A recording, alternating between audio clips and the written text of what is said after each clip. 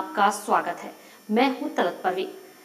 मिथिला मंच न्यूज का प्रयास दरभंगा के तमाम उपलब्धियों को और विकसित हो रहे दरभंगा शहर की जानकारी दरभंगा के निवासियों को ही नहीं बल्कि दरभंगा के वर्तमान निवासी जो देश के विभिन्न कोने में रहते हैं उनका संबंध दरभंगा से है और वह यहाँ आकर अक्सर आते जाते हैं।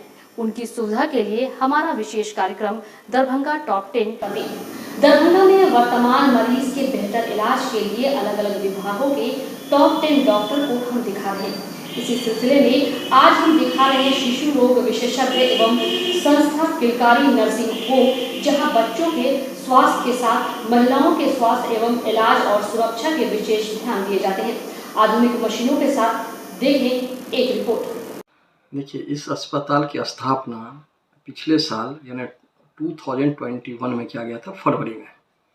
और इनकी स्थापना एक्चुअली डॉक्टर मिथिलेश सिंह, जो मैं खुद हूँ, और मैडम डॉक्टर बबीता सिंह के द्वारा किया गया था। देखिए, मैंने MBBS वर्धा से किया है, MGMS सेवाग्राम वर्धा है। ये इंडिया की टॉप मोस्ट हॉस्पिटल और इंस्टीट्यूट है। मैं पोस्ट ग्रेजुएशन भी वहीं से किया है।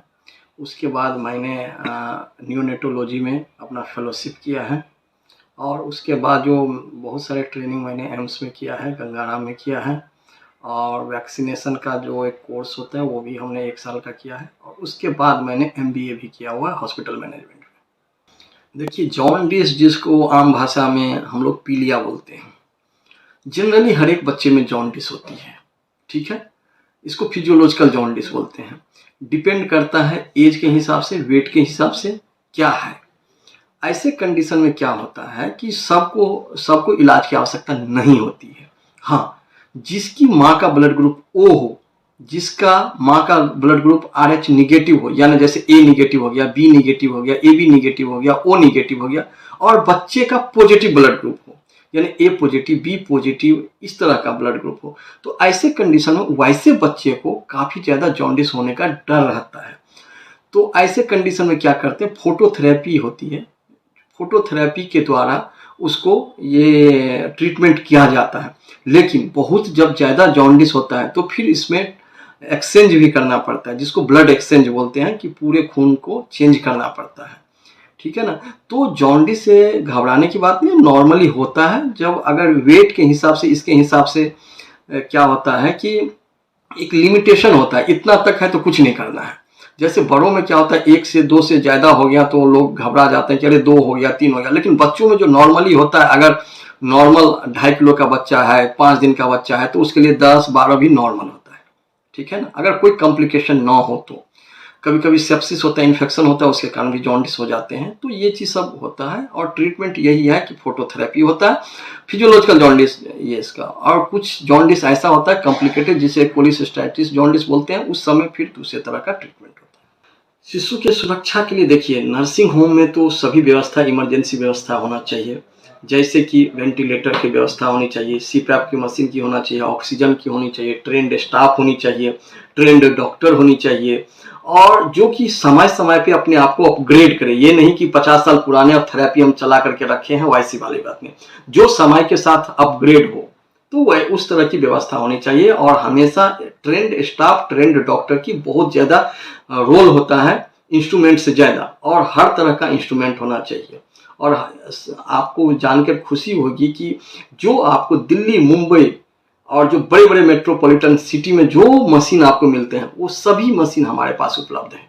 देखिए, हमारे हॉस्पिटल में माँ बच्चों का, जैसे कि मैं पहले बच्चों का लेता हूँ, बच्चों का आता है 3-4 ग्रुप। जैसे कि नियोनेटल, यानी अप टू 28 दिन का जो बच्चा है, नियोनेट्स, उसके लिए तो हमारा नर्सरी जो है, टर्सरी केयर, इसमें भी 3 तरह की कैटेगरी होती है, primary care, secondary care and tertiary care. तो हमारे यहाँ जो हो वो टर्सरी केयर का व्यवस्था है। हमारे पास वेंटिलेटर है, CPAP मशीन है, उसके बाद ऑक्सीजन की व्यवस्था है। हमारे पास ट्रेंड स्टाफ है, जो कि हम बाहर से 2 स्टाफ को दिल्ली से लाए हुए हैं, वो सब स्टाफ है। उसके बाद जितने एक्सपर्टाइज चाहिए, जैसे कि मैं खुद न्यूनेटोलॉजिस्ट हूँ, जो कि 28 दिन के बच्चे के लिए एक्सपीरियंस्ड होना चाहिए, मैं वो सब एक्सपीरियंस हूँ।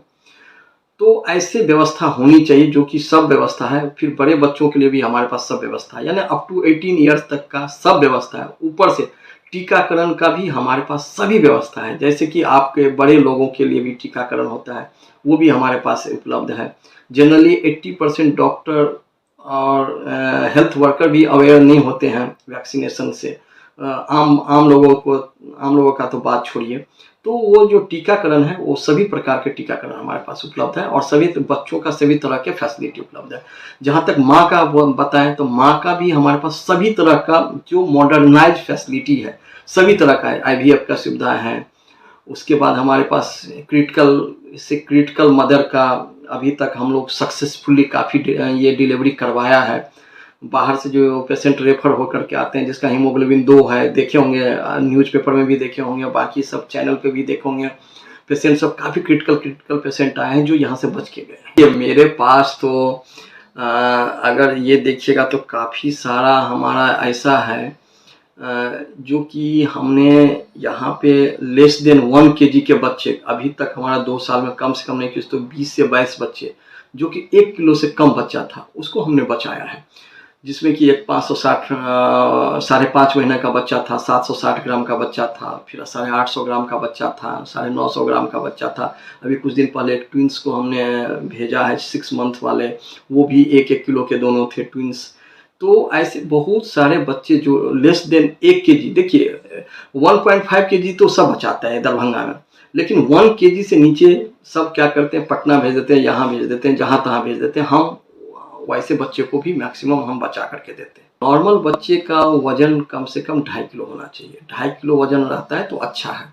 2.5 किलो से ऊपर 3.5 किलो तक होनी चाहिए, 3.5 kg तक होना चाहिए तो ज़्यादा अच्छा। एक्चुअली डॉक्टर तो 6 to 7 हैं, जिसमें कि फुल टाइम के लिए 4 डॉक्टर हैं। पैरामेडिकल स्टाफ जिसको डिग्री ANM और GNM बोलेंगे वो करीब 16 है। बाकी जो है ऐसे जो एक्सपीरियंस वाले हैं वो रहते हैं। उसके बाद सपोर्टिंग स्टाफ काफ़ी सारे हैं, 2 फार्मासिस्ट हैं। तो इस तरह से नियरली 20, 25, 30 के आसपास। सच बताऊं तो अगर यहाँ के बाद अगर रेफर किया जाए तो पटना ही है। यहाँ पे ऐसे बोलना तो नहीं चाहिए, लेकिन मैं ये बताता हूँ कि मेरे हॉस्पिटल के बाद कहीं रखने लायक है नहीं। जो मैं ट्रीटमेंट करूँगा उसके ऊपर तो कहीं है नहीं यहाँ पे फिलहाल दरभंगा में। तो हमारे हॉस्पिटल से अगर रेफर भी होता है तो पटना में भी रेयर ही होगा, ठीक है ना। मैं रेफर वही करता हूँ जैसे कि सर्जरी के लिए हो गया या कुछ कॉन्जेनिटल एनामोली हुआ उस सब के लिए, तो वो सब मैक्सिमम पटना में भी नहीं मिलता है। तो या तो हम अभी कुछ कॉन्जेनिटल हार्ट डिजीज था तो वो सब दिल्ली रेफर्ड हुआ था या कोलकाता हुआ था। हमारे पास क्या है, दरभंगा में बहुत सारे हॉस्पिटल हैं। आप लोग जानते हैं कि हॉस्पिटल कैसे चलती है। हमारे यहाँ उस तरह की व्यवस्था नहीं है जो कि उस तरह के लोग आकर के यहाँ ये करवाएं। हम लोग हैं कि जो सही लोग हैं वो आते हैं, ट्रीटमेंट कराते हैं और पेशेंट ही पेशेंट को लाते हैं। यहाँ दलाली सिस्टम नहीं चलती है, सबसे पहली बात। तो वही लोग हैं। आप पूरे दरभंगा में सबसे ज़्यादा रेटिंग इसी हॉस्पिटल का देखिएगा कि सबसे ज़्यादा रेटिंग इसी हॉस्पिटल का है, क्योंकि पेशेंट ही पेशेंट को यहाँ ला रहे हैं। और हम यही संदेश देना चाहते हैं कि सब डायरेक्ट आइए, आप लोग किसी के मार्फत मत आइए, नहीं तो दरभंगा ऐसे जगह है कि एक दूसरे को लोग बरगलाते हैं, ले जाते हैं। आपको सोचेगा आप मेरे ये शुभ चिंतक हैं, लेकिन वो निकलते कुछ और है। तो आप आइए और एक बार देखिए इस हॉस्पिटल में, ये मदर और चाइल्ड का इससे बेहतर हॉस्पिटल आपको मिलेगा नहीं। एक छत के नीचे आपको सब कुछ एक्सपीरियंस डॉक्टर के द्वारा 24/7 डॉक्टर रहते हैं, सब कुछ आपको मिलेगा। 400 रुपया है, जिसमें कि हम जैसे बहुत सारे चीज़ अभी हम शुरू कर रहे हैं, जैसे कि आर्मी वाले लोग होंगे तो उनके हम रिबेट करेंगे। सप्ताह में 1 दिन जो मेरी OPD होगी वो मैं फ्री कर रहा हूँ, ठीक है ना। तो इस तरह से काफ़ी हम रिबेट करेंगे, लेकिन जनरली फीस 400 रुपया। हमारे यहाँ मैक्सिमम TPA शुरू हो गया है, जैसे कि रिलायंस का है, सिग्ना का है, बजाज का है, टाटा AIG है, SBI का है। TPA में मेडिएसिस्ट है, FHPL है, वो है। कुछ हमारे और जो TPA है उसके साथ हमारा आई थिंक कि 15-20 दिन में सब हो जाएगा, लेकिन अभी करीब 8-10 TPA है। कुछ दिन में प्राइम मिनिस्टर वाला जो होते हैं प्रधानमंत्री योजना, वो भी शुरू हो जाएंगे। तो हम लोग TPA का सभी व्यवस्था यहाँ पे सभी तरह का व्यवस्था है। क्या देखिए, संदेश यही देना चाहते हैं कि कहीं भी आप लोग ट्रीटमेंट कराइए, अच्छे जगह कराइए, ताकि माँ बच्चों सुरक्षित हो। वैसे ही जगह प्रसव पीड़ा होनी चाहिए, प्रसव का व्यवस्था होनी चाहिए, जहाँ पे कि माँ बच्चों की व्यवस्था हो। यहाँ नहीं कि माँ यहाँ हो, बच्चे यहाँ हो। अच्छे हॉस्पिटल होना चाहिए, साफ सुथरा हॉस्पिटल होना चाहिए, डॉक्टर एक्सपीरियंस्ड होना चाहिए, और जहाँ पे हमेशा डॉक्टर की व्यवस्था होनी चाहिए, वैसे जगह आप प्रसव करवाएं या बच्चों को वैसे जगह दिखाएं।